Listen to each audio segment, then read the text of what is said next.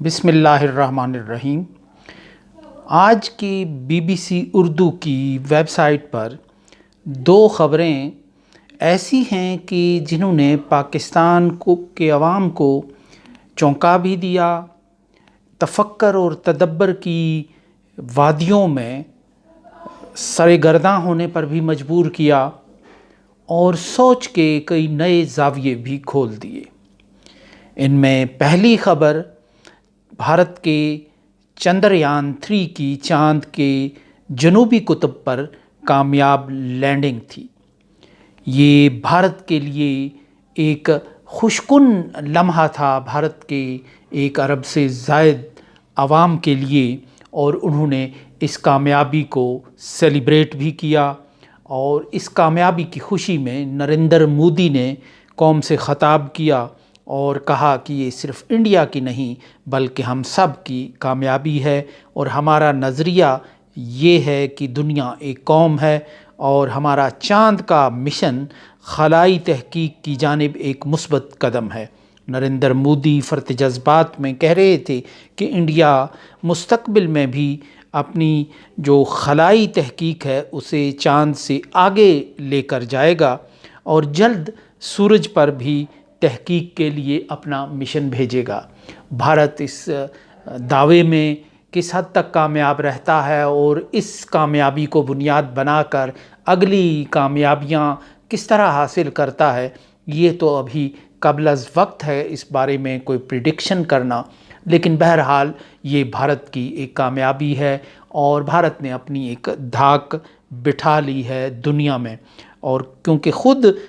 ایک جو سائنسی تحقیق کے ایک محقق اور اسکالر ہیں، انہوں نے یہ کہا کہ یہ مشن انڈیا کو چین کے مقابلے میں لا کھڑا کرنا ہے، اور یہ خلائی مشن کی ایک ماہر بھارتی خاتون ہی تھیں، اور یہ وہ اس کی علامتی حیثیت ہے کہ جو بھارت نے دنیا پر واضح کی کہ وہ چین کے مقابلے کی کوششیں کر رہا ہے۔ گو کہ بھارت کا جو خلائی مشن ہے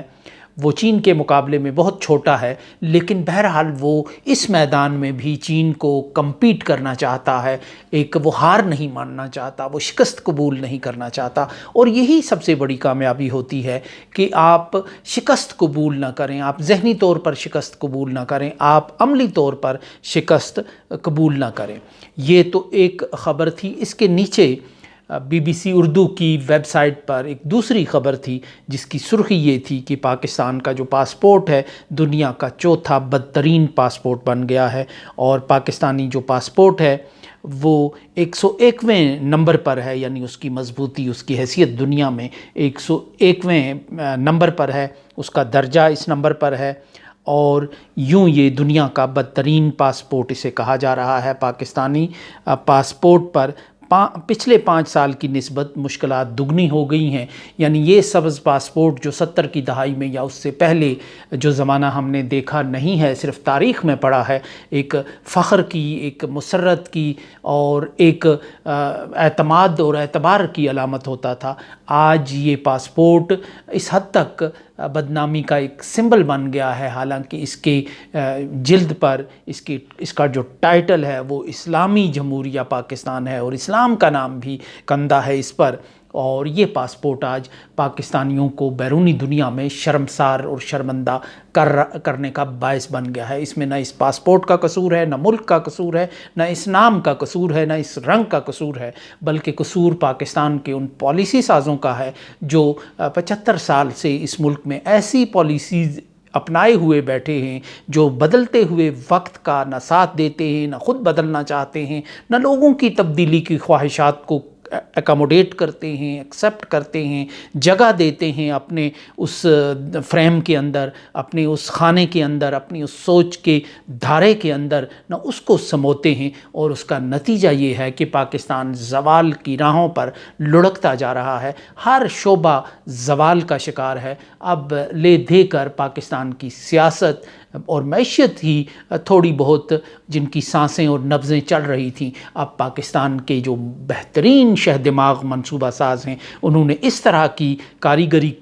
شروع کر دی اور ایک ایسا مسائل کا انجن کھول کر رکھ دیا جس کے نتیجے میں پاکستان کی سیاست میں بھی انتشار پیدا ہو گیا، پاکستان کی جو معیشت ہے وہ بھی مزید تنزل کا شکار ہو گئی، اور پاکستان میں قانون کی حکمرانی کو یقینی بنانے والا جو ادارہ ہے یعنی عدلیہ، وہ بھی اپنا جو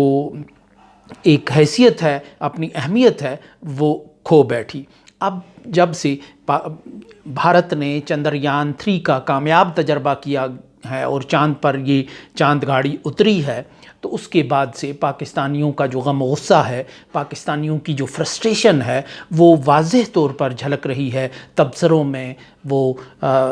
سوشل میڈیا کی جو پوسٹس ہیں ان میں، واٹس ایپ کے گروپوں میں، اور بالمشافہ جب لوگ بیٹھتے ہیں، ملاقاتیں کرتے ہیں، گپ کرتے ہیں، تو سب سے پہلے تفکر اور تدبر کا جو ان کا ایک موضوع ہوتا ہے، مرکز ہوتا ہے، جو ڈائریکشن ہوتی ہے، وہ یہی ہوتی ہے کہ 75 سال میں ہم دونوں آزاد ہوئے 75 سال پہلے، لیکن بھارت کہاں پہنچ گیا اور پاکستان زوال کی راہوں میں کہاں لڑکتا چلا گیا۔ اور اس میں ایک